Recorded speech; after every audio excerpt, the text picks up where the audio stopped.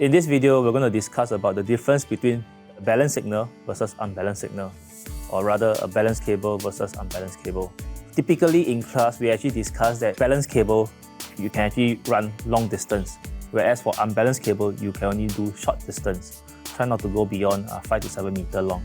Let's look at the signal to try to understand the difference between a balanced and unbalanced signal. The definition of balanced signal is two conductors of signal, and they are representing at positive end and negative end. And if you notice, the balanced and unbalanced has a phase shift of 180 degrees, or typically you call this out of phase. You can actually see that the positive end, the top of the signal, is actually at the bottom of the negative end. And this is the characteristic of 180 degree out of phase. And now, what makes a balanced cable and balanced signal suitable to run long distance is because typically, if you run a balanced input into a processor such as an analog mixer, a digital mixer, what you are actually doing is you are sending a balanced signal, something like this, where you have a balanced end, a positive end, negative end, going into a differential amplifier.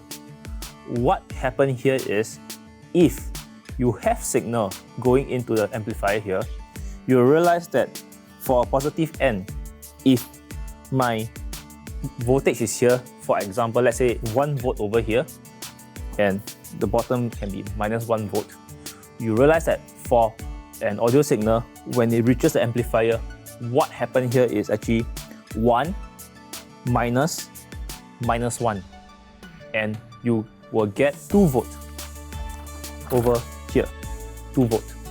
So let me just repeat, 1 volt minus -1, you get 2 volt over here.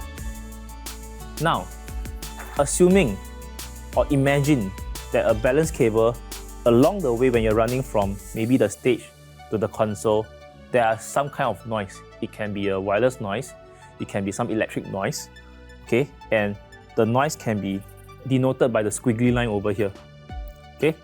When a noise gets captured by a microphone cable, they are affecting the cable in the same way, which is why you can see that the noise, they are in the same position.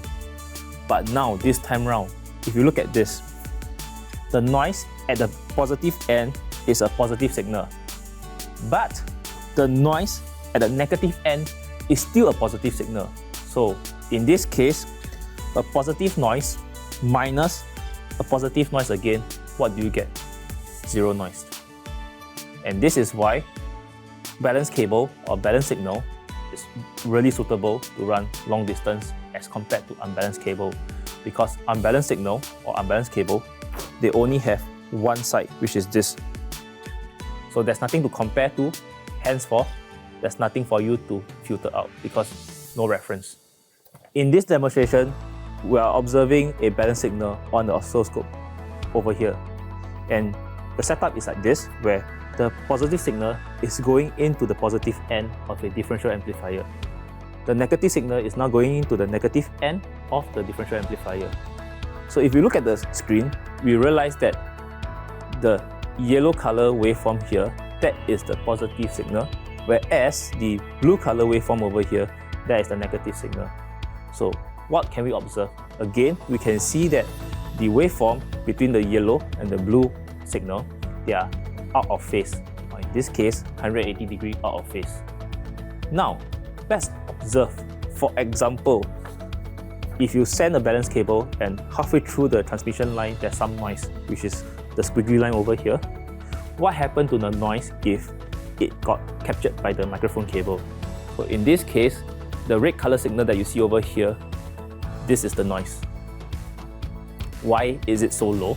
Again, the noise is a positive noise going to a positive end minus a positive signal. So positive minus positive, you basically get 0, which is what you see over at this red color line. Now, let's look at the signal itself.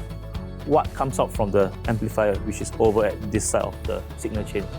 Okay, for this part, how it works is, again, positive minus negative.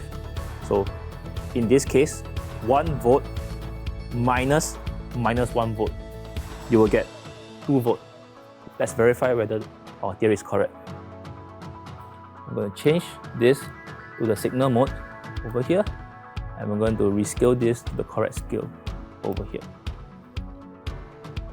Now, this red color waveform, as you see over here, this red color waveform is now the sum, which is the output of this amplifier, the sum output of the balanced signal that's incoming to the analog mixer. So this is why a balanced cable can travel really very far, because of a negative reference over here. It can compare. If there's a noise, it knows how to filter it out. If it's a signal, it will sum it up and it will be twice as loud, or in this case, twice the voltage.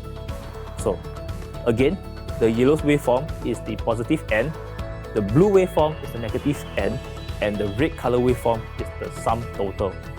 And the noise is very, very low signal over here.